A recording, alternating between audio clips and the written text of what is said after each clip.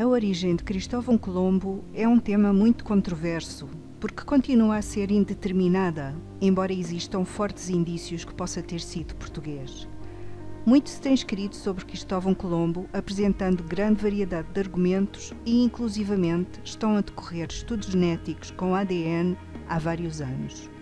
Desde 2003 que o catedrático professor Lorente, diretor do Laboratório de Genética Forense da Universidade de Granada, tem vindo, primeiro, a confirmar que os restos ósseos na Catedral de Sevilha são realmente de Cristóvão Colombo, graças a amostras de ADN do seu irmão e do seu filho, e posteriormente foram recolhidas amostras de ADN do Conde da Ribeira Grande e de Dom Duarte Pio, que foram analisadas pelo Genomed, sem que os resultados tenham sido publicados oficialmente.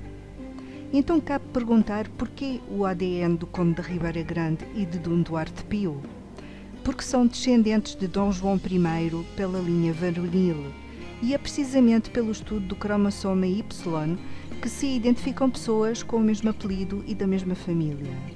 Há razões para acreditar que Cristóvão Colombo era em realidade Salvador Fernandes Zarco, filho de Isabel Gonçalves Zarco e filho ilegítimo do infante Dom Fernando, irmão do rei Dom Afonso V. A partir do século XVIII e do 7º Conde da Ribeira Grande, esta família tinha o apelido Gonçalves Zarco, como a mãe de Salvador, que quis adotar o pseudónimo de Cristóvão Colombo. Entre muitos outros argumentos, um monograma de Cristóvão Colombo está documentado, e era assim que assinava. Decifrando o seu monograma, pode-se ver as 3 iniciais de Salvador Fernandes e Zarco.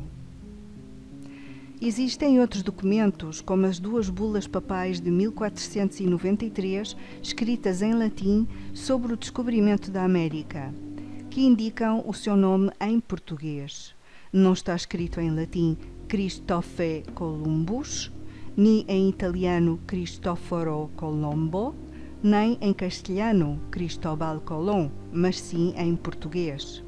Na segunda bula, o seu apelido está escrito com a tilde e a terminação OM, til na O, do antigo português, que derivou na atual terminação ão, existente unicamente em português. Por que razão dissimulou Cristóvão Colombo a sua origem portuguesa? A teoria mais plausível é que Dom João II o convenceu a apresentar-se na corte de Burgos para desviar a Espanha do comércio com a Ásia. Os interesses da Europa nessa época concentravam-se nas riquezas do Oriente, mas o Império Otomano impedia as nações cristãs de passar por territórios islâmicos. Cristóvão Colombo assegurou à monarquia espanhola que era possível alcançar a Ásia navegando para o Ocidente. Há quem o considere um espia português que deixou assim o caminho livre aos portugueses para chegar à verdadeira Índia, que foi alcançada pelo almirante Vasco da Gama em 1498, seguindo uma rota que contornava a costa africana. Portugal esperou pacientemente o regresso de Colombo para assinar o Tratado de Tordesilhas em 1494, dividindo o mundo em 2 metades, uma para a Espanha, pensando que a Índia lhe pertencia, e a outra para Portugal, onde estava a verdadeira Índia. De notar que este tratado foi assinado antes que Pedro Álvares Cabral chegasse a terras brasileiras em 1500.